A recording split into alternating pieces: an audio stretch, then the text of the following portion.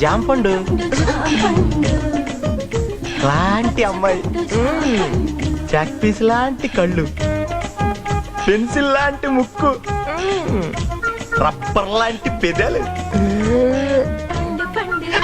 అయ్య బాబోయ్, నేను చాలా లక్కీయే. I'm also lucky. మీకు విషయం తెలుసా, సుందరాకాండ్ సినిమాలో వెంకటేష్ లాగా నేను కూడా స్టూడెంట్ ని పెళ్లి చేసుకుంటానని జాతకంలో చెప్పారు. నేను కూడా మాస్టర్ తో చెక్కేస్తానని నాకు సోదిలో చెప్పారు. రియల్లీ? యు ఆర్ లవింగ్ ఇదిగో ఎగ్జామ్ టైం అయిపోతుంది, నేను నీకు ఫుల్ కోఆపరేషన్ ఇస్తాను. All the best.